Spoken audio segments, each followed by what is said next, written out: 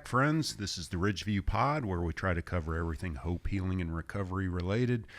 It is my high honor and deep pleasure to have with me I want to say my student, but my intern, my friend, my colleague, Brennen Morrow. Thanks for being here. Yeah, thank you for having me. I'm really excited. This will be fun. When we're recording this, it is late April, right before May, and May is Mental Health Awareness Month, so I'm flying the colors today. As you should. Yes. So you and I thought it'd be kind of a neat opportunity to talk a little bit about suicide prevention, because next week you're actually going to be going through the QPR, Question, Persuade, Refer suicide prevention curriculum. Yeah. And we thought it'd be kind of fun to do a before and after, kind of touch base on some of your beliefs surrounding suicide before the training, and then come back and we do it again after, and what some thoughts were. But before that, it seems like it would be, just to orient ourselves to suicide. I pulled up some stats here. So in Tennessee, and I pulled this right off of TSPN's website, so anyone can go there to find out this information. But in 2020, there's always a couple year delay in these stats getting out into the public sphere. But 2020, there were 1,220 Tennesseans died by suicide. 90% of the deaths were among white individuals. Individuals living in rural areas died by suicide at a rate 1.5 times higher than those in metro. Firearms were the mechanism used 63% of the time. And 17%, almost 20% of the deaths were affiliated with the U.S. Armed Forces, either active military or retired, or National Guards. So that was, those are some pretty startling stats. I also found this on their website, and again, this is just to orient us to the significance of the issue post-pandemic. Suicide rates rose by 30% in the U.S. between 2000 and 2018, before declining in 2019 and 20. It does say that in 21, the numbers have gone back up. So the title of this article is, I have it here somewhere, U.S. suicide rates rose in 2021, reversing a 2-year trend of decline. The question here is, the COVID-19 pandemic might have played a role in this increase of suicides for a couple of reasons. And quickly, I'll cover these and then we'll start talking. Anytime that people are feeling more mental health distress, there also is a potential increase for suicide. Makes sense. New Harris poll numbers show that more than 8 out of 10 adults believe the pandemic made it more important than ever to consider suicide prevention a national priority. And young men, 15 to 24, were hit hardest, with an 8% increase in suicide rates. So just some pretty sobering statistics there, and some that probably shouldn't be all that surprising as it relates to the pandemic and this category, deaths of despair. There's certainly been a lot of despair out there. So do any of those stats surprise you, or is that sort of resonate with what you are exposed to in school, what you're learning in class, those kinds of things? So I wouldn't say that it surprises me a lot. I've had a fair amount of exposure to the idea of suicide. From a young age, I was exposed to some people who were suicidal, and and that caused me to kind of learn a lot about it from kind of a younger age. And my mom's a social worker, so it's not a conversation that's ever been avoided in my household. Um, it doesn't really surprise me, which is, I hate to say that. Um, Yeah. yeah. Yeah. Well, I mean, there's 3.5 decades that separate us.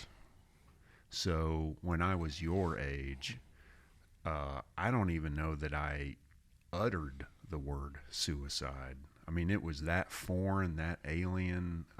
In fact, there's a lot of highly stigmatized. I don't think I had my first experience with suicide in my life until after I graduated from college, and a suite mate of mine, we learned through letters and phone calls. I mean, it was that long ago that he had died by a self-inflicted gunshot wound. And I remember my reaction at the time was, I look back and I'm ashamed of how I reacted. Mm-hmm. I thought it was cowardice. I thought, you know, it was weak. I thought, how dare you? Very ashamed of how I responded back then. Do you think more people your age are talking about, have heard, or have had their life story impacted or touched by suicide now than 3.5 decades ago? So, I mean, I can't speak for 3.5 decades ago, but I know today, I mean, that conversation is absolutely more common in my experience, and I think it's more prevalent in in the lives of those around me. A lot of my closest friends have had, you know, family members or friends of their own that have died by suicide. And I think that conversation, I think the stigma with, I think Gen Z kind of in general, I think that stigma, it's still there a little bit. And I think it probably always will be to some extent. Mm-hmm.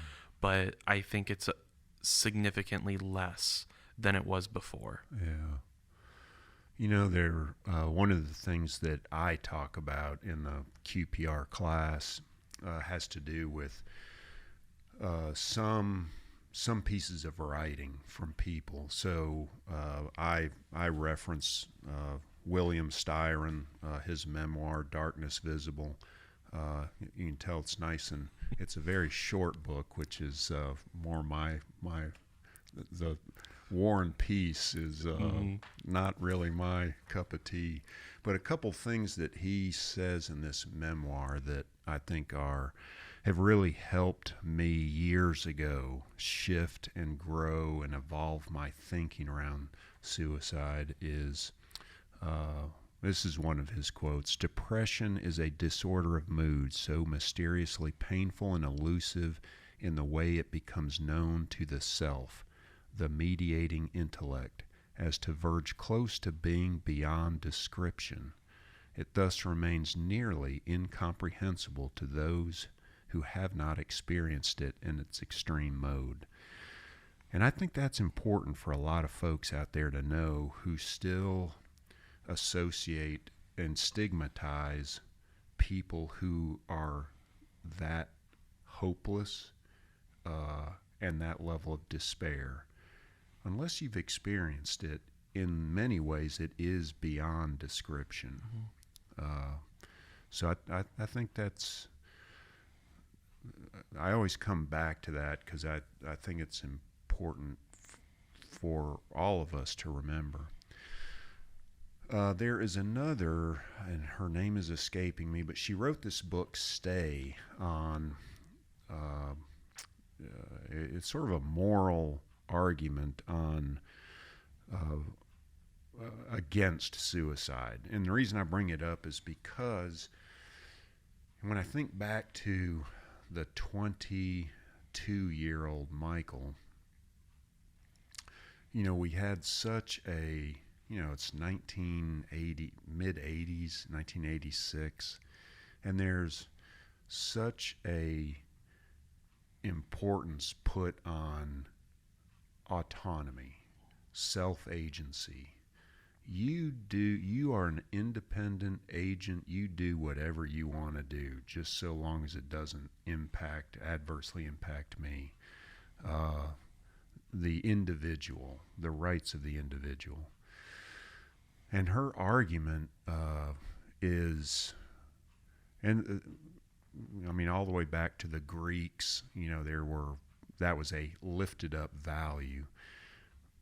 But her argument is that there is the collateral impact on friends and family and society is so enormous that we have a moral obligation to say yes to life. And it is a very fascinating, interesting thought experiment, I find. And we talk about it some in the QPR class as well. So I'll be curious what the other classmates think about that. All right, so let me ask you a couple. We all come in with certain biases and beliefs related to suicide. Tennessee Suicide Prevention Network used to use this attitudes inventory, which I think they're interesting questions. You can agree, disagree. I'm not really sure what my attitude is around this. There are no right or wrong answers. They're just sort of open talking points. But this opinion, people who talk about suicide just want attention. What do you think about that when you hear that? I think that's absolute crap. I think it's good to talk about rather than just kind of compartmentalize and just hold that in and just kind of suffer in silence.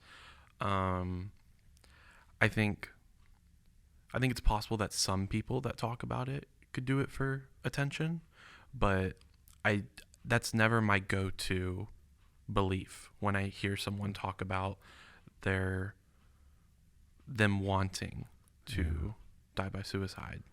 Do you think would it be helpful if we took a deeper dive into what is meant by attention? Yeah, I mean, attention, that's very broad. That can be interpreted a lot of ways, so it probably would be helpful. Yeah. Several classes, when I do this and ask that question, it's interesting. Some people will bring up, well, no, that is true. They want attention to be helped. Right, and that's attention in a different way. Yeah. Instead of attention seeking, yeah, or what we associate with attention seeking. Yeah, exactly. I think you're right. What is my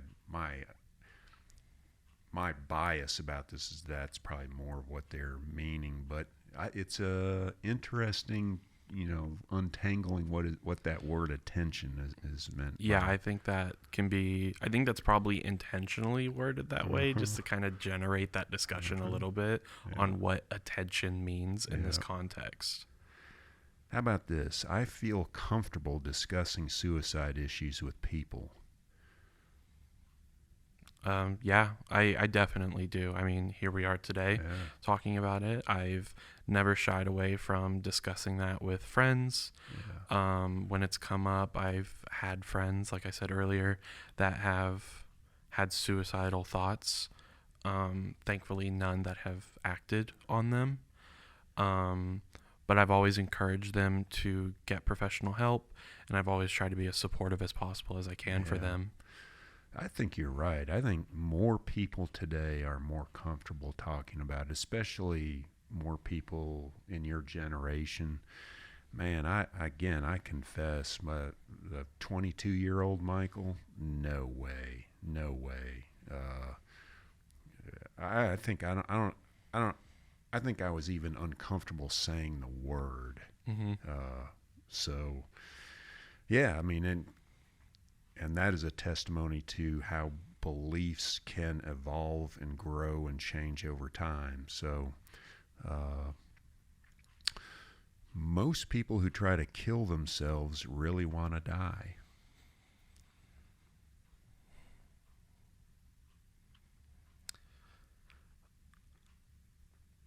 He's got a real long pause on this one. That's, I mean, the way that's worded, I feel like that's a tougher one to answer. I mean, I think sometimes when people who attempt suicide, they, it's in a moment of extreme, weakness, when you're at your lowest.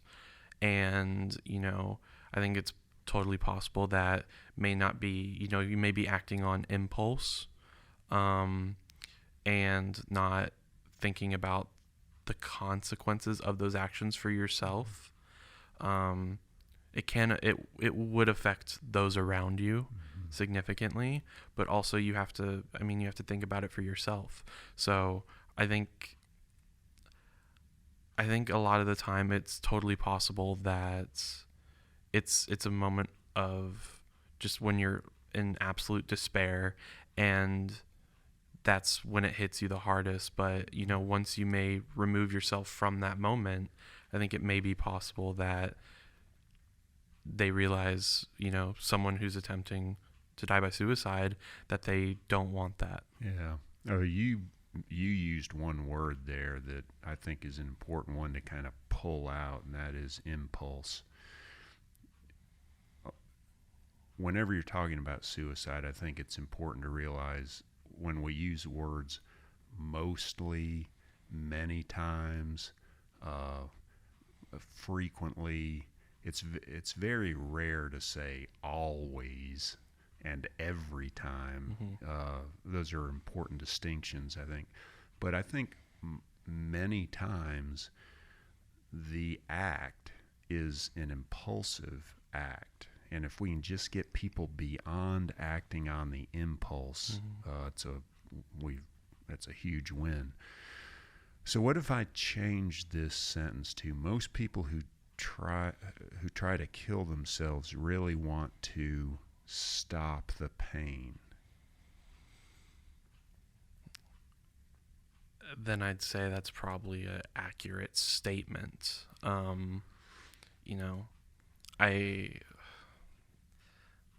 It's a tough one. I think that's a more accurate statement. That could be classified as yes. I believe that is the case. But again, like you said, if you can just, and again, not every time, not every case, but many times, I think if you can get someone beyond that moment where they feel at their lowest, I think it's totally possible that can lead to an entirely different outcome. Yeah. Okay, I'm going to jump down a couple more here. It's normal for people who abuse substances to consider suicide at some point. That's a tough one. That's one I'm not as well versed in. Substance abuse has never been a big factor in my life, or that I know of the lives of those around me. I think substance usage, depending on also what someone is using, I think that can lead to sometimes irrational behaviors, or just behaviors that kind of they wouldn't normally consider. So I think it could lead to, again, depending on what they're using, I think it can definitely lead to thoughts about suicide. Whether or not it's them considering it, I think that's a different conversation. But thoughts about it, I think it's totally possible. Yeah. I don't know that they have the slide in the curriculum today. A couple years ago, there used to be a slide in the standardized curriculum that said toxicology reports of people who have died by suicide. I want to say it's like 30% had a blood alcohol level of whatever the intoxicated marker is. And that when I saw that, I thought, oh, okay, so if there is an impulsivity for a certain population of folks that are acting on suicide, we do know that drug use, certainly alcohol consumption, is it can hasten impulsiveness. Yeah, absolutely. So I can see how that would fit, you know, but yeah, you know, it is one of those, well, I mean, you can see the connection there, but not every person who has a substance use disorder Right. is suicidal. Yeah, exactly. Or thinks of suicide. Just because, you know, you may drink or use other substances doesn't just automatically mean you're suicidal. I mean, those are two separate things. Yeah. So suicidal people who use substances, that can absolutely hasten that impulsive nature. That's a good. Help me remember to reframe that next week when we. I think correlation doesn't always equal causation. So let's do one or two more here. People who are seriously planning to kill themselves don't want any help. No, that I don't believe that at all. Yeah. Again, personal experience with friends closer to me, especially when I was at a younger age.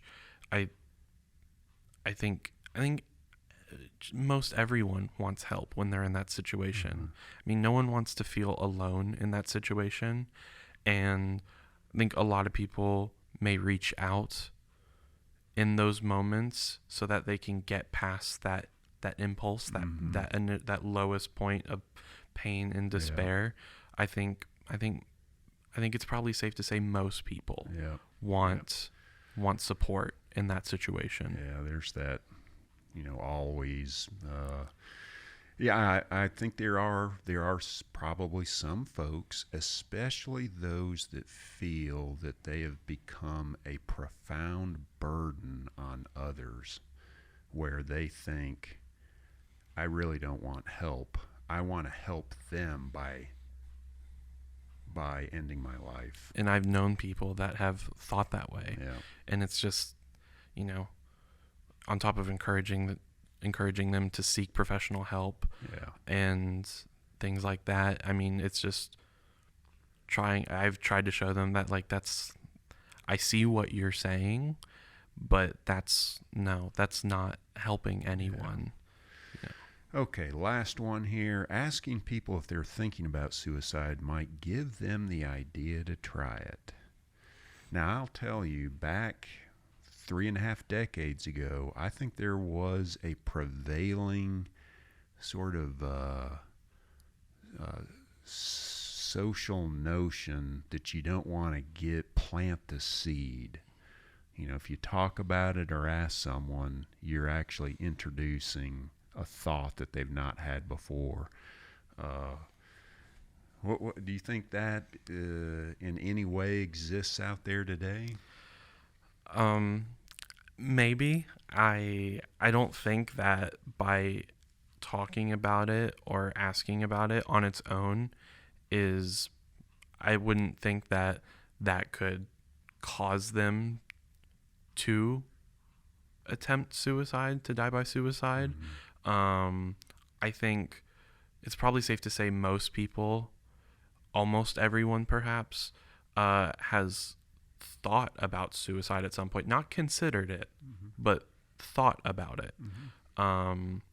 So I don't think discussing it with others introduces the idea that, you know, they should try it, perhaps. Well, this has been a good conversation. I appreciate you entertaining some of these questions. For you who've been listening and tuning in, I hope this has stimulated some thought for you. If you or someone you know is going through an unusually difficult time and are in need of help, maybe you're even experiencing a mental health emergency, please know that Ridgeview has a mobile crisis walk-in hours, 9 a.m. to 9 p.m., Monday through Friday here at 240 West Tyrone. Just follow the signs. Or you call our direct number 24 hours a day, 1-800-870-5481, and you can speak with a clinician at that time as well. Of course, nationally, they are getting the 988 number out there. So someone outside of our service area, please reach out to that number. We hope you tune back in to hear from Brennen after QPR training and see if he has any interesting takeaways from that training. Any last things you want to get out there? I'm really interested for the QPR training. I've never done something like that. Yeah. So I think it'll be really interesting, and I'm interested to see how my perception of the concept of suicide will change because of that. Yeah, I think, and we'll go over this in the class, but just as nationally we tried to drive out an intervention like CPR, cardiopulmonary resuscitation, that if everyone knew how to do that, we would save lives. And the same sort of idea is if we can get this suicide prevention training out to the entire public, we can intervene when people are feeling suicidal. We'll come join us again, folks. We appreciate you tuning in. I appreciate you coming in, and we'll look forward to catching up with you next time. Take good care of yourselves, and see you next time.